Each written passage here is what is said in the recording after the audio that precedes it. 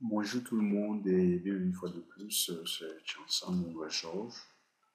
Aujourd'hui dans cette vidéo, il est question de vous montrer comment on peut utiliser un switch de niveau 3 comme routeur. N'oublions pas que le switch de niveau 3 a des fonctionnalités, donc c'est-à-dire il peut assumer le rôle d'un routeur, mais il ne peut pas remplacer un routeur. Au départ, les switches. Voilà la topologie que nous allons configurer actuellement. Ici, j'ai le switch 0. Ici, j'ai le switch 1. Actuellement, comme j'ai branché les deux switches, le switch 0 et le switch 1, le premier fonctionnalité d'abord, c'est être switch. C'est-à-dire pour le moment, ils sont en train de fonctionner comme des switches.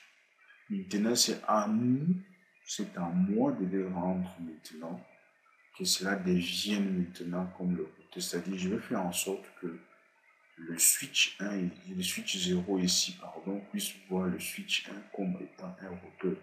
Qu'ils ne le voient pas comme switch, mais qu'ils le voient comme routeur. Au finish, nous allons faire comment? C'est-à-dire, nous serons obligés de configurer l'adresse IP et faire en sorte que les machines qui sont ici communiquent avec les serveurs. C'est-à-dire, dans ce cas-là, nous aurons configuré un protocole de routage, soit nous allons opter pour configurer une route statique. Et après qu'on ait configuré comme ça, nous pouvons même nous hasarder à mettre aussi, nous pouvons aussi nous amuser à mettre aussi les access list. Voilà un peu en gros l'objectif de la vidéo d'aujourd'hui, c'est-à-dire comment rendre un switch de niveau 3 un routeur. Parce qu'au départ, il est d'abord switch. Actuellement, par exemple, si je viens sur le switch 0, je dois afficher, j'affiche un peu le numéro de port. Voilà, ici c'est F3. C'est-à-dire actuellement, si je viens sur le switch 0, si j'accède dans le CLI,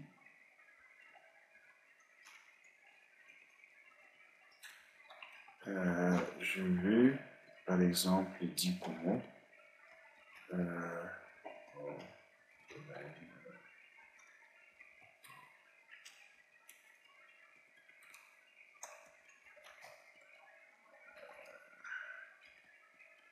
no IP domaine, no IP domaine.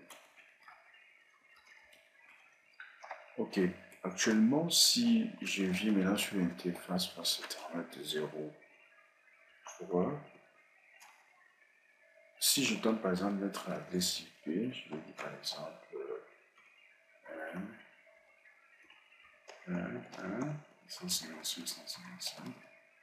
252, il refuse, il ne reconnaît pas.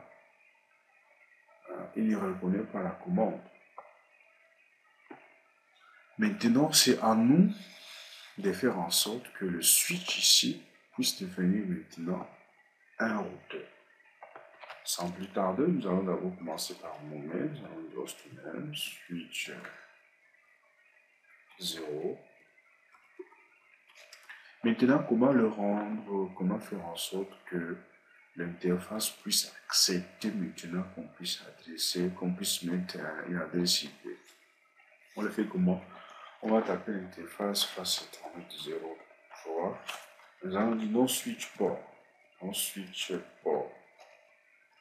Et quand nous disons non switch port, à ce niveau, si je dis maintenant IP adresse, je dis 1.1.1, parce que 155.2.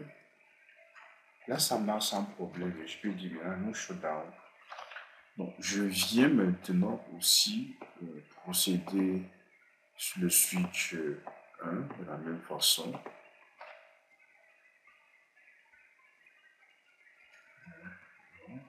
Puis,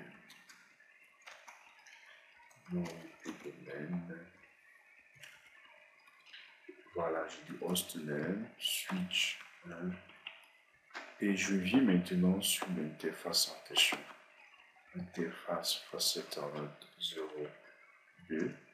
Je dis dans switch port. Et je dis IP adresse 1, 1, 2, 255.155.0. Et je dis non, showdown. À ce niveau, si je fais do show IP interface brief, je vais voir que l'interface maintenant face Ethernet 0 a une adresse IP.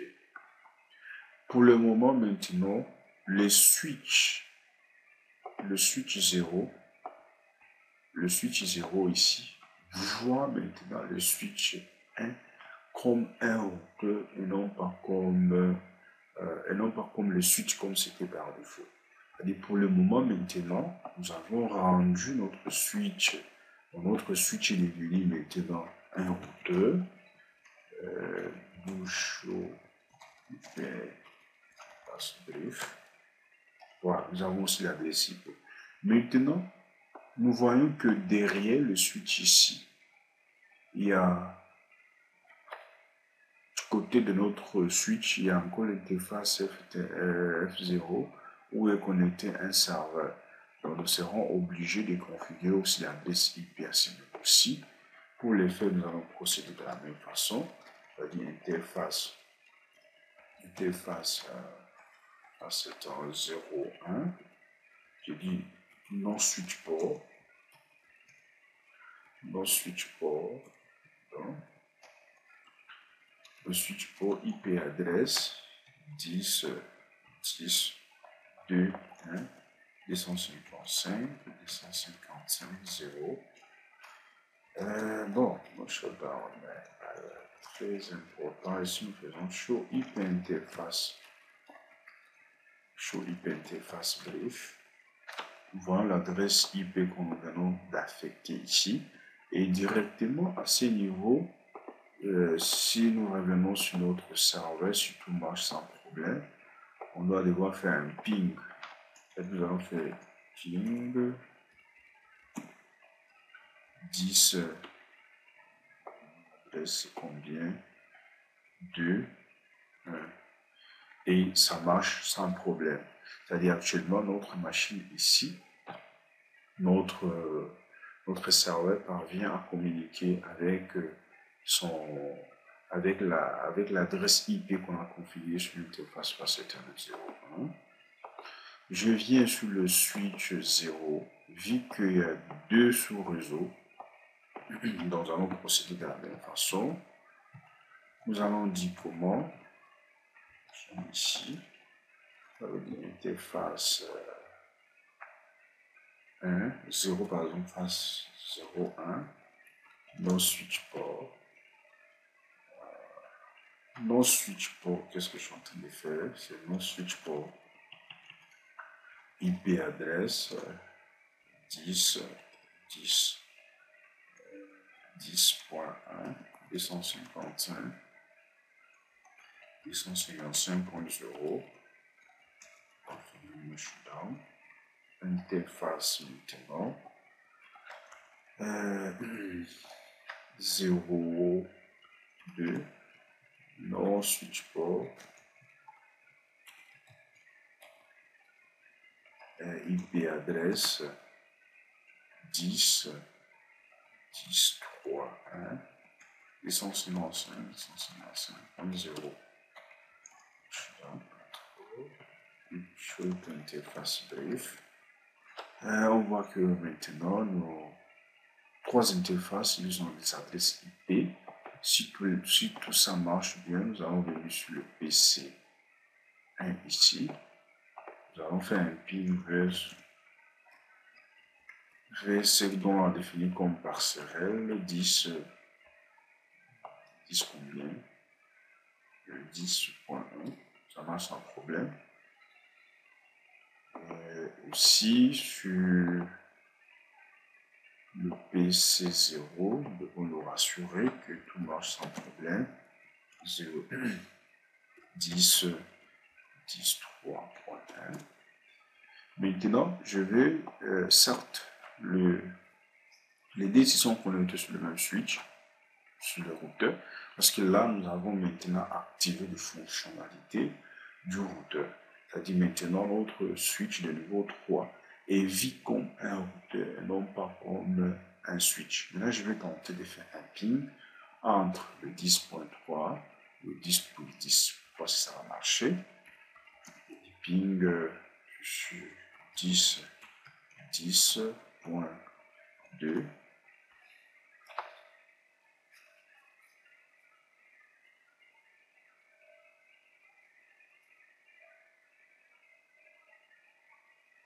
Ça ne doit pas marcher. Maintenant,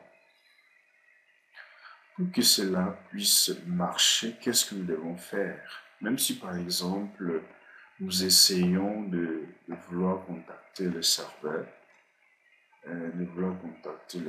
c'est 10.2.2. Ça ne marche pas. Pour que maintenant, que cela puisse communiquer, nous devons maintenant ou soit configurer une route statique, ou soit nous devons configurer maintenant un protocole de routage. Et dans mon cas, je vais configurer un protocole de routage. Je vais prendre RIP et nous allons voir comment ça va marcher. Du coup, ici, nous pouvons même vérifier nos tables de routage sur notre switch en faisant show IP route.